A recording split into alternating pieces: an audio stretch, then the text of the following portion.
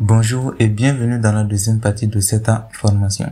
Dans cette partie, nous allons aborder la programmation orientée objet dit POO dans Python. Mais la POO, c'est quoi? Vous avez déjà peut-être entendu parler de la programmation orientée objet sans vraiment savoir ce que c'est. Pour définir de façon concrète la POO, on peut le voir comme étant un concept, une façon de procéder. En programmation, on appelle cela un paradigme. Donc, la POO n'est ni plus ni moins qu'un paradigme de conception parmi tant d'autres. Depuis le début de cette formation, on fait de la programmation dite procédurale et incrémentielle. Y a-t-il une différence entre ces deux types de paradigmes?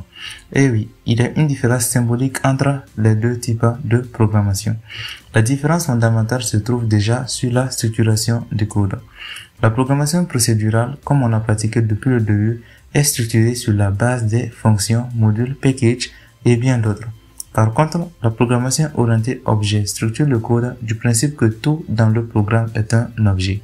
Ainsi, en POO, on crée des objets que l'on assemble bout à bout pour créer notre programme final. Le concept de l'objet en POO n'est pas si différent de l'objet dans la vraie vie. Bien au contraire, ils sont très similaires.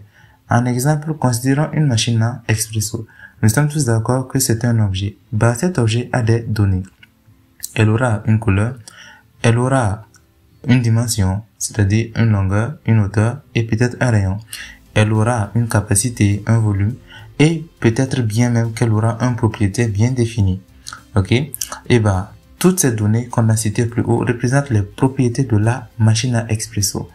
On oublie aussi que cet objet, cette machine à expresso, a d'autres éléments comme le bouton de marche et d'arrêt, le réglage du type d'expresso, un peu léger ou bien serré. Ce que l'on a cité représente les fonctions de la machine.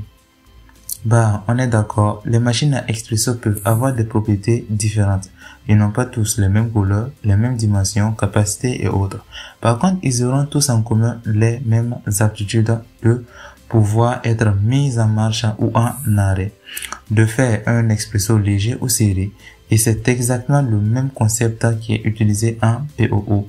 Pour pouvoir prendre le café le matin, il nous faut plusieurs objets, une machine à café, une tasse, du café, une cuillère et peut-être du sucre. En POO, on aura à concevoir tous ces objets séparément qui assemblés donnera le résultat final à prendre notre café. Dans la suite de la formation, on verra les différentes notions liées à la POO. Pour ne pas les manquer, je vous invite à vous abonner si ce n'est pas déjà le cas et surtout n'oubliez pas d'activer la cloche de notification. Quant à moi, je vous donne rendez-vous à la prochaine. D'ici là, prenez bien soin de vous.